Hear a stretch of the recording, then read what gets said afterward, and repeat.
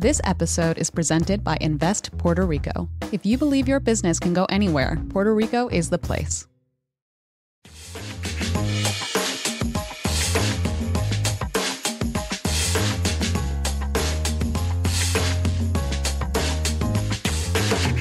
Hello and welcome back to Equity, TechCrunch's flagship podcast about the business of startups. I'm Rebecca Balan, and this is our Wednesday episode where we home in on a trend in the tech world and dive deep. Today, I'm handing the reins over to TechCrunch editor over on the venture desk, Julie Bort. Julie caught up with Marc Benioff, the CEO of Salesforce and one of the tech industry's biggest hype men, about his latest work with Time Ventures and Salesforce Ventures, and why he thinks AI agents are the next big thing for enterprise software. The pair also explored the application of AI agents in the healthcare space and the range of gadgets that have piqued Benioff's interest lately, so stick around to the end for that. Let's listen in. Welcome to the Equity Podcast, Marc. Julie, it's great to see you again. It's been a long time. It has I can't believe how long it's been. I'm happy that you're here. So these are your people. This is a podcast for those who want the inside story about running startups, raising money, all that kind of stuff. Oh, good. And so I kind of want to start there. You are, of course, a founder yourself of Salesforce, and you've been running in founder mode, so to speak, since the .com era. Founder mode, whatever that means, Whatever that means. You've done a lot of angel investing. And so are you still angel investing much? Yeah, I still do a lot of angel investing. I have a company called Time Ventures, but really it's just my own personal investing. I don't know. We're in hundreds of companies that we've done over the years, maybe more than 200, all kinds of diversified companies, mostly in software, tech software, and in health. Enterprise software, I can't really do usually because of a Salesforce conflict. So Salesforce Ventures, which is probably the most successful venture capital firm in enterprise software, we've invested over $5 billion, and we have some crazy IRR, 28%. Wow. Time Ventures, which is, we have different companies. A lot of people know the companies that we've done, health companies like Fitbit or Aura, Upstart. Yeah, we've done so many companies over such a long period of time. Airbnb. I mean, we've had a lot of failures too. So what are the trends you're seeing right now? What's got you excited as you hang out with founders these days? Well, we're going through a transformational moment in the industry right now. This is a moment where we see this every 2 or 3 decades. I've never been more excited about what's going on in the software industry. I think that what's happening right now is why I got in the software industry. I think I'm very fortunate to be here really at a moment of incredible transformation and change, evolution. The excitement of what's happening and what we're able to do for customers is unprecedented. And this is the moment you want to be in the software industry. But I do feel like every year people say that because there's always something new that we're inventing. Right now, it's all about AI. I'll tell you why.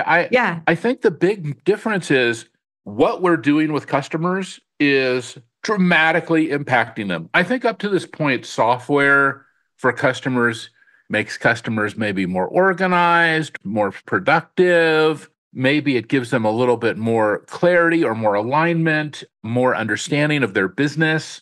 It's obviously very important for the largest companies in the world to be using these software packages, banking, healthcare, across the board. But now what we're seeing is that this software is so cool, it can transform a company and give them a radically different approach for how they're connecting with their customers in a whole new way. And that is different. And we can talk about that if you want. We can talk about whatever you want. This is your time. Well, can you give me an example? What's an example that someone is doing in 2024 that they couldn't do in, say, 2020? Well, I mean, I've been working with this customer, Wiley, who's this textbook manufacturer, for probably more than a decade.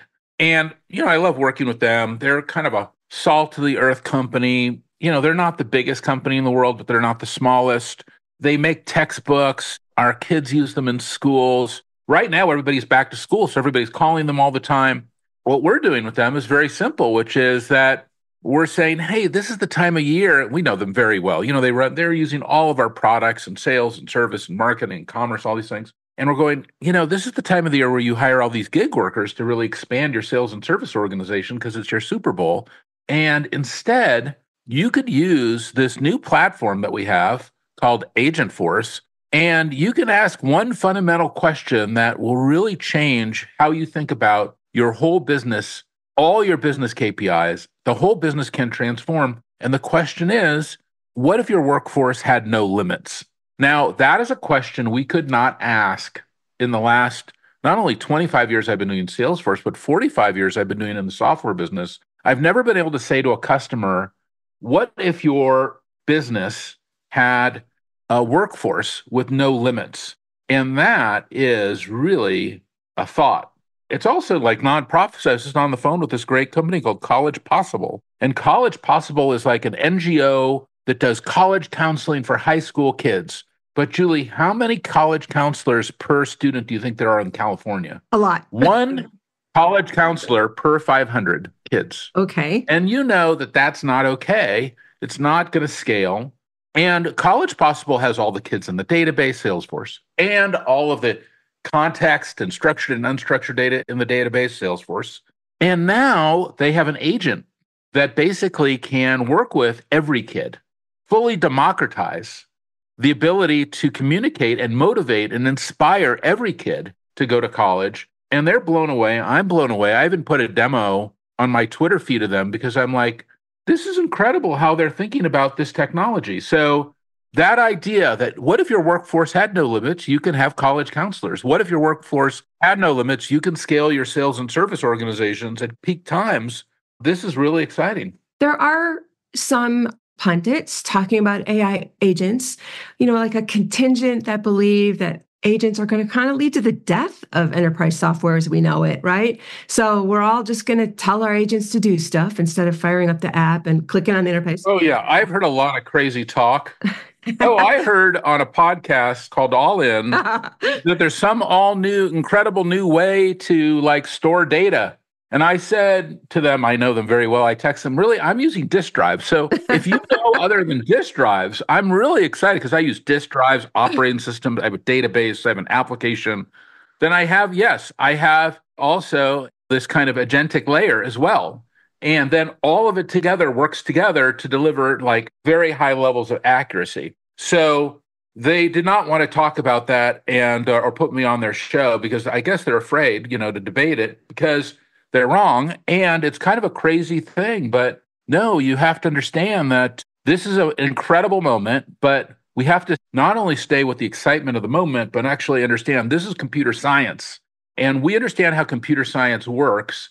And we also understand, how AI works, how the LLM works. But LLM is not a database. But do you not think that agents are going to replace the interface, the customer interface, the user interface layer, right? And that sort of changes everything. Then Salesforce, which does store a lot of data, is sort of a data. That's what your deal is. You're storing data. Oh, okay. Let's talk about that point.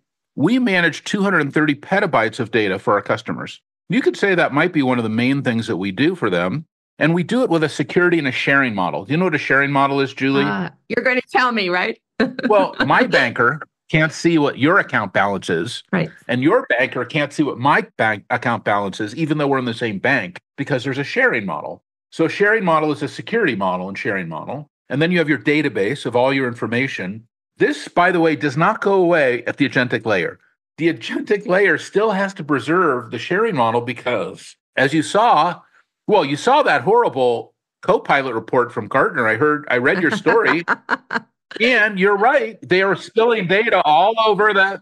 Well, why are they spilling data and why are users who shouldn't be seeing data are seeing data? It's because they don't have a sharing model. They don't have a structured way to look at the data. When you apply that now to the AI, Julie, you have to deliver a level of accuracy in your capabilities with these customers. And that's what we want to achieve. We want to make sure that the agent is accurate. So how do you do that? It's got to look at the data, the metadata. It's going to use an ensemble RAG technique, the workflow. It's going to have access to the LLM because that's key ingredients of intelligence. It's going to do all of these things. It's even going to use an ensemble RAG technique. And all of those things together, bam, basically give you the ability to have a compelling agent. But it does not negate the need to have a database or an application. Unless you're fully going to get rid of all of your humans and all of your workers are no longer there and don't have to interoperate with this data at all. And I don't know any company on planet Earth that has that position. Maybe one day, It's just one big AI computer that we're all talking to. And how I don't want to open the doors for you. I get it. Are you dogfooding this now? What are you using AI agents for? What would you be doing if you weren't using an agent to do this work? Oh, well, two things. One is you can have much better customer relationships. I mean, I just gave you the story of Wiley. Another great story is Disney. Disney, manages every customer touch point on Salesforce, sales, service, they sell the real estate, the customer service on Disney Plus. If you go to the disneystore.com, that's Salesforce. Every customer touch point is Salesforce. So the customer database is very rich and big and very exciting. And then if you're with the Disney guides, do you take your kids to the parks, Disneyland or Disney World? Yep. And have you ever gotten a Disney guide so that you can go in the back of the lines and this kind of stuff? Ooh, that sounds great. Oh, it's really great. Anyway, if you hire one of these Disney guides, they have a Salesforce app and they use Slack and they are able to go through the park and they have special access and it's so cool. And they can see parts of your customer record so they know what you like and if you've been there before and what rides you've been on and what you haven't. But then all of a sudden I'm going through the park and it's saying, oh yeah, Mark, I know you want to go, the Rise of the Resistance and Galaxy Edge, that's Star Wars land, but the ride is down. But hold on. Oh, my agent just said it looked across all of the flow control of all the rides in the park, looked at your ride history of everything, and you haven't been on Toontown. So let's go that way. And the agent said the flow control is ready to go. The agent is able to do things that humans cannot do. It can look across the park. It can put everything together and do it all in a moment's notice. Now we're augmenting our employees. On one side, we can have productivity, like in the Wiley example. I'm expanding my service force. Now I'm augmenting my employee because Disney's products are so complicated. Now the agent is able to do that. And they're doing it with 95% accuracy. We have the highest accurate agent ever. And you can see that on the top of our Twitter feed because we're able to access this data and metadata capability. You look at the customers who are using this now, and now it's hundreds of customers who are deploying these agents. Our goal is to have 1 billion agents deployed within 1 year. I believe we're already the largest and most important supplier of agents in the world today.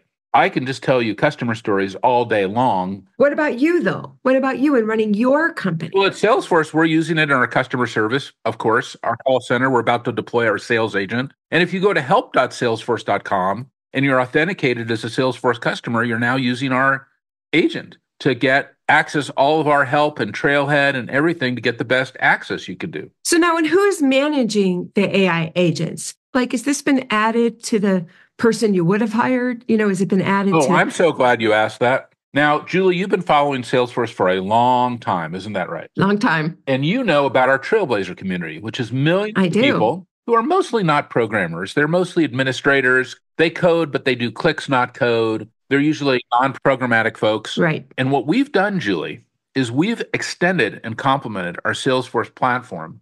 And we have put Agentforce in 125,000 Salesforce platforms already. So it's there latent, waiting for the administrator to turn it on.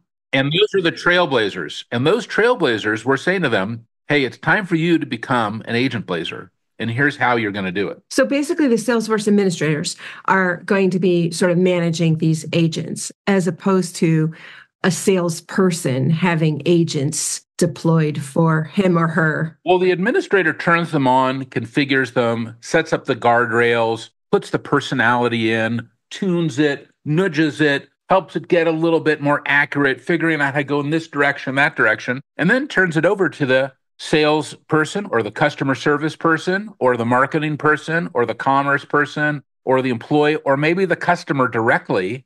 And then the agent does its thing where you're now interoperating with the agent. And yet the agent is tied deeply into our customer apps. So when you're working with the agent, all of that is available through the customer service app as well. Okay. So as a giant enterprise, you are building your own agent technology. You're putting it out there. Your customers are using it, but you have Salesforce Ventures. They just added $500 million to invest in AI technology. And you also invest. Where are the startups fitting in to an ecosystem like Salesforce?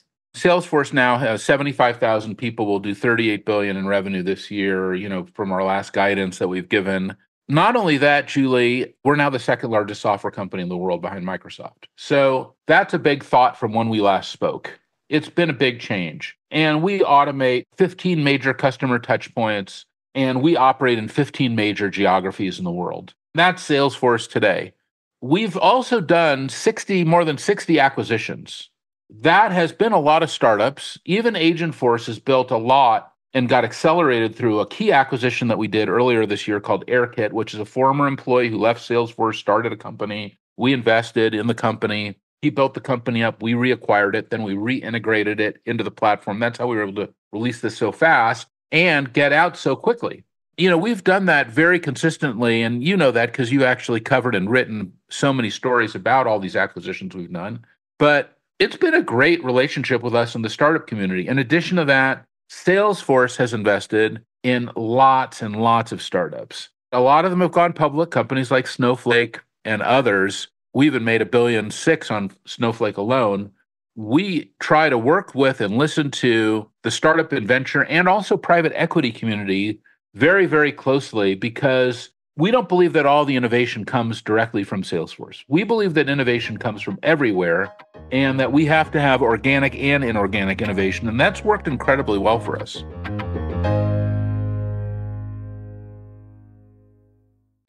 What's next in innovation? That's not the right question. It's where. Puerto Rico, more than just a tropical paradise, it's innovation's paradise, where startups and global players coexist in a vast and vibrant ecosystem, where talent runs deep, highly skilled and bilingual. Plus, the island offers the most competitive tax incentives in the U.S. If you believe your business can go anywhere, Puerto Rico is the place. Find out more at investpr.org/equity. So going back to Microsoft, you're chasing them in some ways, and in other ways you're not. But you have definitely been talking a lot about Microsoft's competitor, their autonomous agents that they recently released. So what has you so concerned about Microsoft's products? You talked about reliability differences, but are there other... Oh, no. I didn't talk about it. Gartner did. All right. Gartner did. And you did. And I did. And also Computer World also wrote a really good article on it, as I'm sure you read. Lots of people are talking about it. Yeah. And they have a product called Copilot. Right. And Copilot has really disappointed so many customers. And not just that, they also have a narrative that they have to write their own LLMs and this and that. And it's not transforming companies. There's no transformed companies with Copilot and Microsoft strategy. As evidence of Julie, I think you're probably one of the main reporters in the entire industry that writes Microsoft stories. I've read them all because I read your work all the time. Well, I'm an editor now, so. Julie. So let me ask you a question yourself. What company are you most impressed with how they've transformed themselves with Copilot? Right now, I'm hearing that everybody on the planet has mostly just trying out all things AI, and that we're going to get a shakedown in 2025. No, I think that's the answer. Oh, yes, everybody has it. It's great. But the thing is, we want to get significant ROI from AI and agents, and that's why I'm excited. Let me tell you another story. The largest industry in the United States is healthcare, and I know this is, I think, maybe an audio only, but you can see can you see I have a boot on my Oh, you have a boot on. Because I ruptured my Achilles. Oh, sorry to hear that. I was scuba diving in Fakarava, and I jumped off the boat, and somehow I ruptured my Achilles on the jump. And do you know what the international motto of Fakarava is, Julie? I do not. I really don't. Well, it's I don't give a Fakarava. Well, that would make sense. So I came back here, and then I have to, my doctor's like, something is not exactly right with this, and I don't know what's wrong, but we're going to figure it out. We're going to put you in an MRI, and we're going to do some contrast, and you're going to have to take these meds. And so I said, fine, put me in the MRI. It's made by one of our customers, Siemens, and I'm in there, and it's going fine. And let me ask you a question, Julie. Do you think the next day my doctor called and said, now I told you to drink 8 glasses of water today to flesh out the contrast. Did you do that? I'm sure your doctor didn't call you. Did you have an agent? And the reality is that doctors and nurses since the pandemic are so burnt out. You can talk to any hospital and they'll tell you how they all have these huge morale issues. This idea that I need to be cared for, well, we all know that healthcare in the United States, even though it's our largest industry and we spend more on healthcare than anything else, you're your own advocate. If you're not doing your own healthcare, do you agree with that? I do. If you are not doing your work and calling the doctor, it isn't going to happen. But I have a prediction for you, Julie. Okay, predict away. And that prediction is that is about to change. I believe that technology is at a moment where, yes, that agent will call you and say, just calling to remind you your MRI is tomorrow. Do you have any questions about it? Just want to ask you about that. Oh, you do? Oh, yeah. Well, here's this, here's that. Here's a link to our site here at this incredible hospital that you have chosen to have the MRI. And then the next day, the agent's going to call you back. Did you have a good experience yesterday? Oh, you didn't? Do you have a question? Oh, yeah, I can answer that. What's that? You're not sure? Oh, yeah. And did you drink the water? Did you take the meds? Oh, do you want to have your doctor's appointment rescheduled? Do you want to talk to a doctor, or are you comfortable talking with me? Did I answer your questions? Do you need more assistance? There's a gap in our healthcare system in the United States. Anyone knows that. And anyone knows we're on our own, but we don't need to be on our own. We can have a partner with our hospital and our doctors. And why that is maybe a theoretical narrative today, we all know it's not true, that we have to basically be on point. And it doesn't work, especially as we know, for our parents that are elderly, and they for sure aren't getting that kind of care. Let me take this one level up. What happens when it's AGI, if such a thing ever does actually materialize? And so if that scenario really does come into play, right now, you're advocating that each hospital is going to have one, each doctor's office is going to have one. But if we're really going to talk about some kind of super intelligent, all-knowing thing, I, as a consumer of healthcare, I don't want to turn that over to my doctors. And I want to be in control of that. So what happens when AGI comes into play? Okay, well, Julie, I also watched a Minority Report, and I also watched War Games, and I watched Space Odyssey, and I watched them all. But that's not where we are today. That's true. So we should be talking about right now, present moment, Thich Nhat Hanh, breathe, like this is where we are. We should talk about what's happening now. And what's happening now is, over the last 2 years, we've had a remarkable advancement in AI with large language models that can then do these things. But if they are grounded in your data and they are grounded with the right level of RAG and the right level of metadata, you can produce tremendous accuracy. And that means for your business, you can do incredible things. When I look at these customers and what they're doing, some of these stories are pretty darn incredible. And I am just trying to motivate people to understand what they can do today. Not scare them what's going to happen a decade or 2 decades or 3 decades, or maybe never. All right. Even without a superhuman AI, maybe never, I am still concerned about the privacy implications of this sort of a thing. Healthcare specifically. Sure. Well, mostly because I am not in control of it. You already have all your data, I hope. Don't you already have all your electronic medical records in your doctor's office? My doctor has my data. Yeah. The X-ray place has my data. Oh. The hospital has my data. So those are the people that would have to implement the agents. Oh, that's not how I do it. I work with UCSF in San Francisco. The University of California, San Francisco. Oh, that's true. You have a relationship with the hospital. And they have all my data. That when I go in there, in fact, I'm going in there tomorrow. And when I go in there, they have all my MRIs and all my CT scans and all my lab results. And they use a comprehensive medical record system. And then it's surrounded with Salesforce, which is a patient relationship management system. And all the data is professionally managed by my healthcare organization. And when my doctor wants to see what's happening with me, they get a comprehensive look at all the data. And that's the way modern healthcare works. That is the correct way for it to look. That is, you're working with a doctor who is able to look at all of your data holistically and then say, Julie, I recommend you do this, this, and this, because the doctor needs to look at not only your scans, your current MRIs and CT scans, not only your labs, your current labs, but your labs maybe over the last several years so we can see trends and changes, but also any other metadata associated with you and your health, all your visits, his note, they can look at the comprehensive piece. All of this data, all of these basic things can be addressed by software now. And that is an incredible thing that we can give more productivity to an organization like a UCSF or like so many healthcare organizations in the world with an agentic layer. Because yes, the agentic layer can interface with you and take a load off that doctor. By the way, you're already doing it now when you Google search things. So you're like, oh, I don't feel well this, I don't feel well that. I'm Googling this, completely the wrong thing to do. The agentic layer is actually going to be able to look at your real data, which is safe and secure, managed by your healthcare organization, and actually give you real advice based on science. And that is the future. And then working with your doctor as well, in hand. So let's talk about gadgets. So going from this giant viewpoint of US healthcare to there was a time once where you sent me a photo of your arm where you were wearing 2 fitness trackers at once. So I know you're a gadget guy. I am. You're right. I have my new Series 4 Aura ring right here now. So you're 100% right. Your Aura ring. What's your latest gadget obsessions? What are you seeing on consumer tech that you just love? Well, I love my car. I think my cars have really advanced. And I'll tell you a story about a company called General Motors.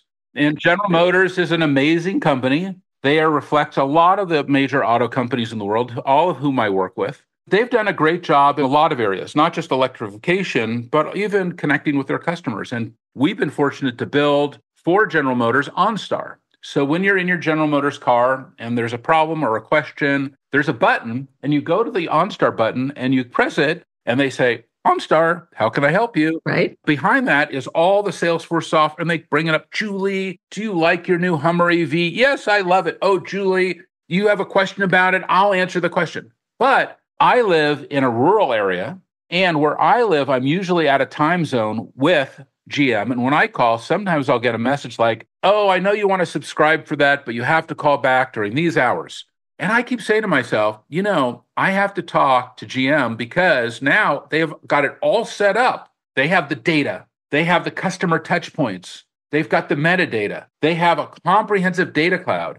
By adding the agentic layer, now they're never going to miss a phone call. And if that customer then wants to talk to somebody, they can immediately say, oh, yeah, I'll have somebody call you when we're back in the office, but I can answer all these various questions for you. That's a big change, and it's not where we have been. And which car is it that you love? Well, I love all my children, but I love trucks right now. So I've got a lot of trucks. And I've got the GM trucks. I've got the new Silverado EV, the Hummer EV. I've got Ford. I've got 2 Ford Lightnings. They're amazing. I also have a Volkswagen bus coming. I'm excited about the new electric bus. Oh, yeah. Wow. That one is fun. Well, that one is fun. Yeah, we run Volkswagen too. And Mercedes and all these other ones and Toyota. But I'll tell you that for all those car companies, if you've been on a car dealer website recently, and I have, or if you are trying to communicate with the factory, you already know that once you buy the car, you feel somewhat disintermediated still from the manufacturer. But the reality is they have a lot of the data. They can even provide a lot of value-added services and generate more revenue if they were able to monetize more, but they don't have, in a lot of cases, the people to do it. Kind of like healthcare. The healthcare thing, we kind of ended the story without kind of making the key point. Even though it's the largest industry in the US, There aren't enough people to do all of that work. There are not. That's also true in the auto industry as well. That the people are kind of put in these kind of mission critical components, your doctor, your nurse, your MRI technician, your car salesperson, but all the other things in the middle and all the loose cracks, that's where there aren't people. And I think the agentic layers will fill that in and the agents will fill that in pretty fast. Well, I think we'll have to see how well agents do. Again, as someone from the outside who doesn't control a software company controlling all of the data, the privacy implications of some of this stuff scares me. And I would like to know better what's going to happen once I actually turn over not just my data, but decision-making abilities to an agent out there. We'll have to see. Well, I do recommend, Julie, that your doctor has access to all your data. So I will have to give you some personal counseling there. And then in regards to the manufacturers of, if you buy a car from a car company, they know what car you've bought and who you are and when the lease is up and when you're going to renew. And also I'll tell you another great story. This great retailer in the US that I've bought from for like 40 or 50 years, Saks Fifth Avenue. We have them in San Francisco. They're all over the country. They use every single one of our customer touch points. They came to our Dreamforce conference, something that you might want to do again. You haven't been recently, which was a lot of fun. I have not. That's true. But we had 45,000 people there. We had 10 million online. And at the conference, they came, they're like, agents, we really are struggling. We want to automate our return system more aggressively and our customer service piece. And here's our whole platform. We've laid it all out. Within 2 hours, we were able to take their existing Salesforce implementation and turn on a return agent and a customer service agent in the existing Saks Fifth Avenue implementation because it comes from within Salesforce's platform. That was very exciting for them, that they have the ability to augment and extend with very high grade, high quality, low hallucinogenic AI, these kind of capabilities. So like now I've told you like these kind of crazy stories, Wiley, Disney, Saks, the healthcare companies. The healthcare companies don't like me to tell you exactly their names because, they're very sensitive to that. But I'll just say that in all those cases, and I can give you one with a bank in a second, that in all those cases, you have the ability to have a better experience with them as a customer than before. And are there implications for hiring? Are they going to add jobs, take away jobs, no difference in jobs, in your opinion, in your prognostication? Well, I don't know yet. We ran a test with Gucci, also one of our customers, part of the Caring Group, in their Florence call center. And the test has been going on for about a year. And in the Gucci call center was customer service. And we're like, we're going to make this customer service organization much more efficient. So who knows what's going to happen? And all of a sudden, what happened was their sales from the call center went up 35% because those customer service agents suddenly had product information and sales information and were closing deals on the phone that they could not do before. So they were extended as humans through the agent technology, which we would say that was amazing that they were able to do that. And so they didn't cut any heads. They only had more revenue with their existing heads. They had more efficiency. I don't think the hospital, in the example I gave you, is going to cut any doctors. I think what they're going to end up doing is be able to have much more mental health and less doctor burnout and better customer relations. I'm not saying that job loss could not occur. I'm sure in some areas it probably could or would, but in a lot of areas, I don't think it will. All right. I want to kind of, address the last thing that you said head on. You're very worried about your privacy, your security. I am. But I think that you followed Salesforce for a long time, 25 years of trust that we've had with our customers, and that security and privacy and trust is our highest value. And it's built into our platform. It's built into our AI. There's a trust layer. None of your data ever goes into these data-hungry LLMs. And you also know we're a company that's built on core values. You've written about our 1-1-1 model before, which was we put 1% equity profit in time when we started. And that is now over $1 billion that we've given away, 9 million hours of volunteerism. We run 60,000 nonprofits for free on our service. Actually, 15,000 or 18,000 companies have actually followed our 1-1-1 model. The other thing that's been really cool about Salesforce is that AI, this is not our first venture into AI, as you know. No, Einstein. We are also the largest AI provider in the world. We'll do 2 trillion enterprise AI transactions this week. And we already do predictive and generative AI, and now we do agents as well. This is a huge moment for our customers to kind of take the focus that they've had on the platform, Salesforce platform, and you've seen us guide them through sales, but also the cloud, mobile, social, AI, data, and now into agents, but they haven't had to change the platform. It's the platform continues to evolve, and these trailblazers get more and more capable in what they can do for their customers. And that's why I'm so excited. Well, we're going to have to see. 2025 is where all of these temporary CIO budgets are going to become permanent, and agents seem to be where the money is landing. There's a lot of money landing there. So yeah, we'll have to just see what the world is going to be like in 2025. Hey, I want to thank you for being on the podcast, but also... Oh, it's been so much fun to see you again, Julie. I think it's been like 5 years or 6 years. It's been a while. I will try to make it out to an event or something. Yeah, happy to do that again. You do travel. You're on stage being the big boss on a regular basis. I am. Is there something coming up? All over the world. Yeah, I love traveling. Is there something come up where people can see you? Yes. If you go to Salesforce and look at our events, you'll see we have our Agentforce tour underway. We just did the UK, we did Australia, we just did Tokyo, and we have a lot of major events coming up. We have Seattle, New York, Chicago, all coming up. Every major city in the US in the next 60 days, you can come and see this technology, get hands-on, try it out, and it's an amazing time in the industry. It's a time where everybody should understand we have hit a threshold in what computer science can do. All right. It's going to be cool to watch. Thank you so much, and I hope your foot heals quickly. Thanks, Julie. It's great to see you. All the best. Aloha. Equity is produced by Teresa Loconsolo with editing by Kel. Bryce Durbin is our illustrator, and we'd like to give a big thanks to our audience development team and Henry Pickavett, who manages TechCrunch audio products. Thanks so much for listening, and we'll talk to you next time.